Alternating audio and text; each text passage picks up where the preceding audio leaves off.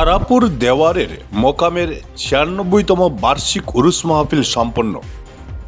ঐতিহ্যবাহী তারাপুর দেওয়ারের মোকামের প্রয়াত শাহ সুফি মৌলানা পীর ইসরাইল আলী ও ভ্রাতা শাহ সুফি মৌলানা পীর আব্দুর রহিম সাহেবদের ৯৬তম উরুস মাহফিল সম্পন্ন। শনিবার সন্ধ্যা ৫টা থেকে রোববার সকাল পর্যন্ত এই অনুষ্ঠান চলে।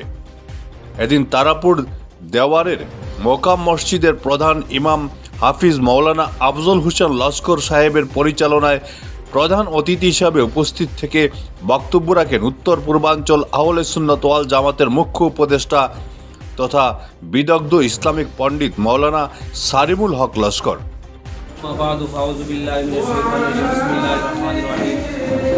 আজকে আমরা দেওয়ার মহফিলের ৯৬তম উরুস মহফিলে উপস্থিত। আমার সাথে দেওয়ার মসজিদের সেক্রেটারি আলহাজ মঞ্জিল আলী সাহেব এবং সাথে উপস্থিত আলহাজ হিফজুর রহমান সাহেব। আমরা অত্যন্ত খুশি। আমরা এই মহফিলে বরাক উপত্যকার বিশিষ্ট একটা মহফিল। এইখানে আমরা হাজার হাজার মানুষের উপস্থিত হন। সুতরাং বরাকের আনাসে কানাসে এই দেওয়ারের নাম এবং দেওয়ার মুকামের উরুসের নামে আপনার হাজার হাজার মানুষ উপস্থিত হন। দেশ বিখ্যাত উলামায়ে কেরাম উপস্থিত হয়েছেন। সুতরাং আমরা এটাই কামনা করি যে হাজার হাজার মানুষের এই খেজমত আমরা যাতে করতে পারি এবং আমরা এত বড় দুই ওলি এখানে আলহাজ শাহ সুফি মৌলানা ইসরাইল আলী সাহেব তান ভ্রাতা আলহাজ হযরত মৌলানা আব্দুর রহিম সাহেব বিখ্যাত দুই ওলি এখানে সাহিত্য আছেন, যার কারণে আজকে হাজার হাজার মানুষের আগমন ঘটে।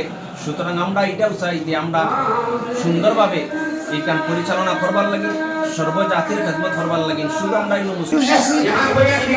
সরকারের বিষয় সরকার ইউসিসি লাগু করার জন্য চেষ্টা করছে। ইহা ভারতে যে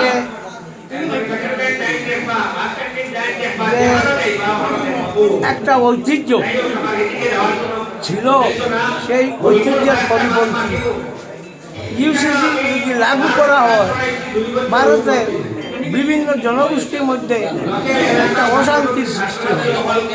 যেমন উর্দু আর দক্ষিণ ভারতের মানুষগুলা তাদের আপন বাগ্নিকে বিবাহ করা পুণ্যের মনে করে, কিন্তু উত্তর ভারতে সেরকম নয়। উত্তর ভারতের মানুষ রাম ভক্ত, দক্ষিণ ভারতের মানুষ রাবণ ভক্ত। সুতরাং এর মধ্যে একটা ব্যুরো রিপোর্ট, বরাক ভিশন।